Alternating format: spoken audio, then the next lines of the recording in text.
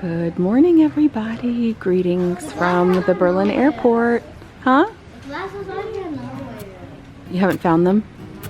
Found the glasses. So we're just doing some light reading before getting on the airplane. Where are we going, Callum? Going to London to the club. We're going to London. Hello. Can't really see anything because it's dark. There we go. So we're going to take British Airways and get on the airplane.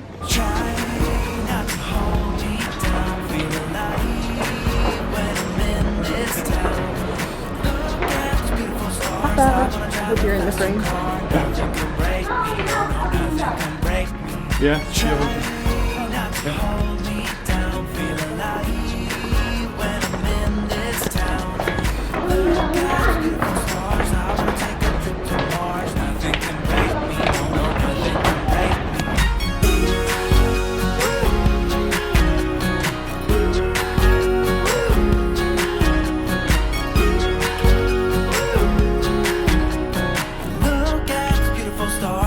Drive a faster car. Ooh, Papa, we made it. We made it to our house that we're renting. We are renting a house with my brother, and we're already here. We flew into London City, which is way easier, but most of the time it costs more money. And this time around it was very comparable. So we flew into London City. We are staying in the Greenwich area, and then we're gonna be here for the next week, which is really exciting. My brother and his family, they should be on their way. I messaged them. I had contact with them earlier, but I haven't had any contact with them since then, so I assume everything's okay. Or they're cursing and looking for the driver.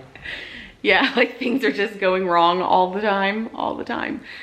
So I'll give you guys a little bit of a brief tour because I know people like that. So we've got these windows from the windows. This is a very typical house of this time. Hi, Elliot. Hi. And there's a garden back there. It's really beautiful. I love this architecture. So there's that. And then here's the front door. This brings back memories, just how everything is so narrow. And then you go up the tall steps because the ceilings are so tall. But back this way, we've got the kitchen. It smells like a British kitchen. And there's a little garden. Hopefully the weather will clear up. The weather's very rainy today, very rainy. And then there are 4 bedrooms. So I'll go up the steps. Here's one room. Uno. This is also so typical, just like little steps, little bits of steps everywhere you go. Now that I think about it, this really reminds me of our first Greenwich apartment. Like if they separated this into 2 apartments, this where I am right now would technically be the beginning of the apartment. And it's so funny because like, if I think back to where it was for us, this is the bathroom and it's also the bathroom here. And it looks like almost the same, like size-wise, but this is the bathroom. Is it them? No. Okay. And then for our old apartment, we walked up these steps. Come on. This really, really feels like our old apartment, like from this level up, because we lived in the top 2 floors. And this would have been our kitchen, but in the normal home, it would be an extra bedroom. That's crazy. Yeah, like the size-wise and everything. I really like this room. I love the feel of it. It's also super quiet. It's beautiful. And then this would have been the lounge. Like if it were our old apartment, this would have been the living room, the lounge. And it's just so interesting. Still a living room. Yeah, well, so this is very similar to the style, like of, this is this is the same layout as our very first apartment that we had in Greenwich. It's just a living room, but just a different one. Well, this is, if they converted this into another apartment, which many people do, they would probably make this the lounge because it's the biggest room, and then the bedroom would be upstairs. Don't you remember that, Callum? Your little room was upstairs? Right. You remember? Right. Yeah, I remember. You can see out here, but there's Canary Wharf. Oh my gosh. Through the trees. Yeah. You can actually see a bit the O2 arena. You see those yellow poles? Yeah, right there, straight ahead. That's amazing. Yeah, we've got a view. Cable cars. I like that chair. And then they're coming soon. And then we'd go up the steps.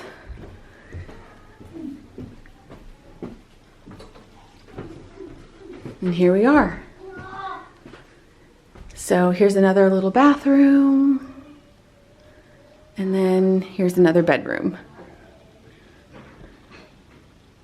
The smell of this place, it really, really, really reminds me of our first apartment when we moved from outside of London into Greenwich.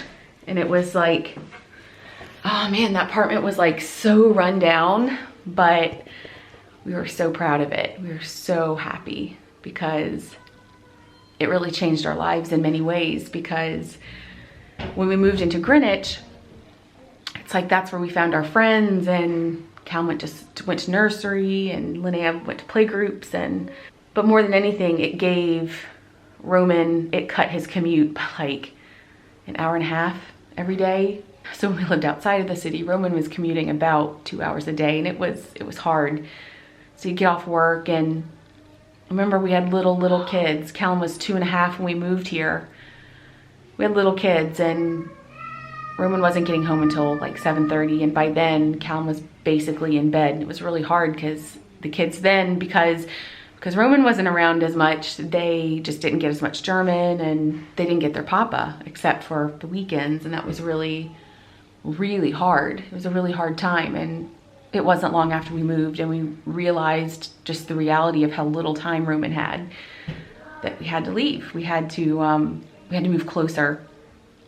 And so a lot of people thought we were crazy because we were letting go of our house that we had and the garden, but it gave us our family time, and that was so worth it. And we had a nice time living here. Yeah, it's weird like coming back from being in Berlin for a while, but it feels really good to be back. It feels like coming home. There's such a sense of familiarity, and like I said, when I stepped in here, I was like, oh my gosh, the smell.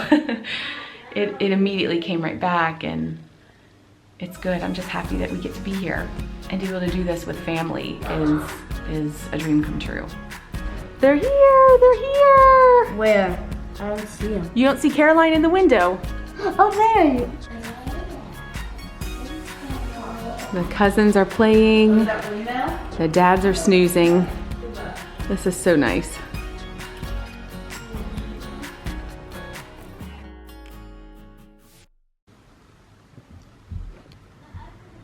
Good morning.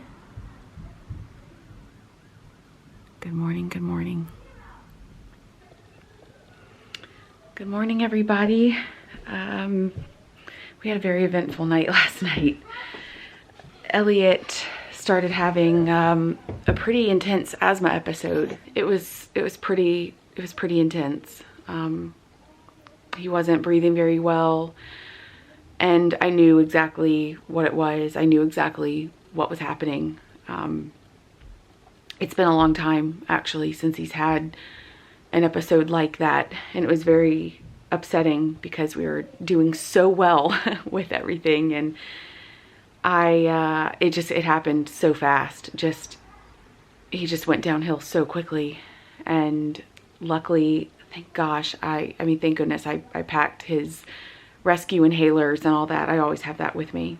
We had this window all the way open, and I sat in this chair with Elliot in a blanket, and I just had him breathing the cold air. Then put him in a warm bathroom, warm shower, and then back into the cold, so switching like hot and cold to try to help him, and then did that, then sat, like I said, sat here in the chair, and then was like not pounding on his back, but anyone who's had asthma, you know that like there's a certain way to like pound on their back. After about, I guess maybe an hour of sitting up in the chair with him, he seemed to settle enough to be able to go back to sleep, that it seemed like he was out of the danger zone. So there are certain signs that if he has these certain signs and we go to the hospital immediately, he didn't have any of those like initial signs.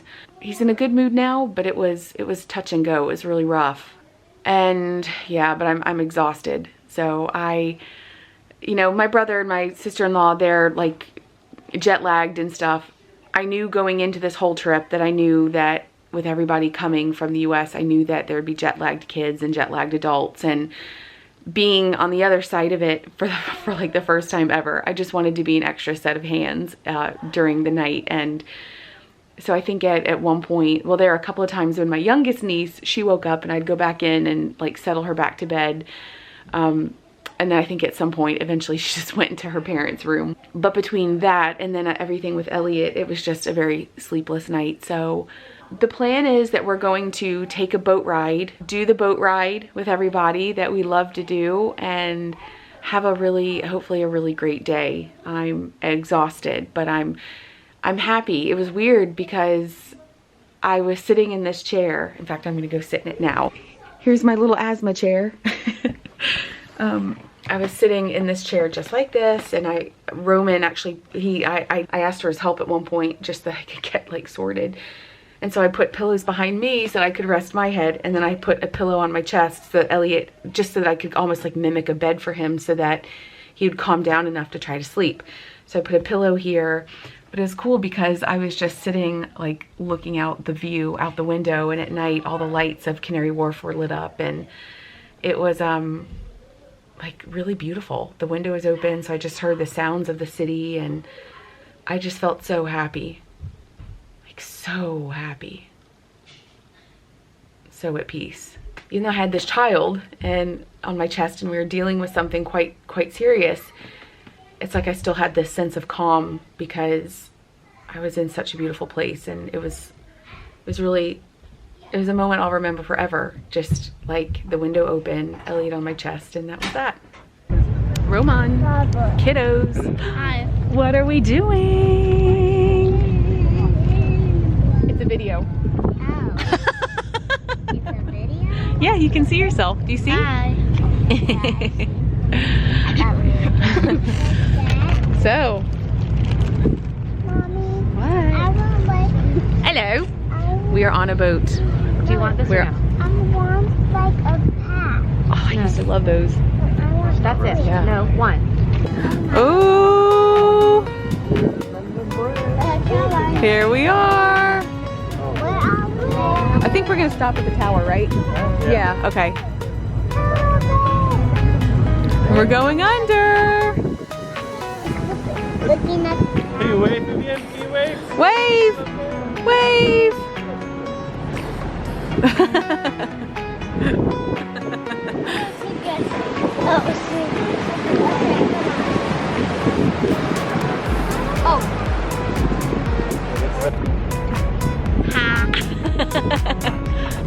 The best time to get Tower Bridge to lift for you, To stand. Friday afternoon, about 4 o'clock, rush hour in London. And you slowly make your way through the bridge whilst you watch Look, the it's misery okay. of all the drivers facing as they're waiting. Thanks, O'Neill. That's the best Look, time the to bridge is come down open. to the bridge. And look at that, eh? And they say that it is the most photographed bridge in the world. For sure. That is so cool.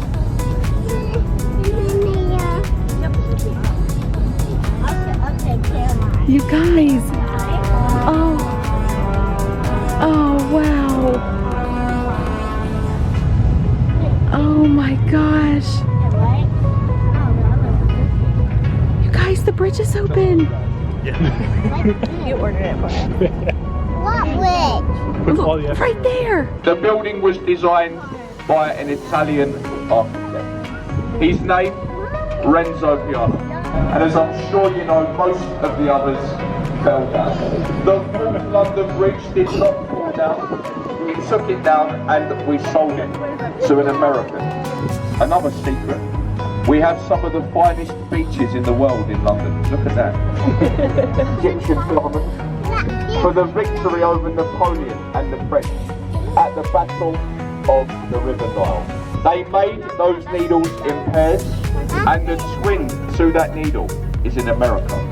Represents a borough of London. There are 32 areas in London. Each quayshaw can carry 25 people. The Houses of Parliament and the Queen Elizabeth Tower. Its original name was the Great Clock of Westminster. It has never been called Big Ben.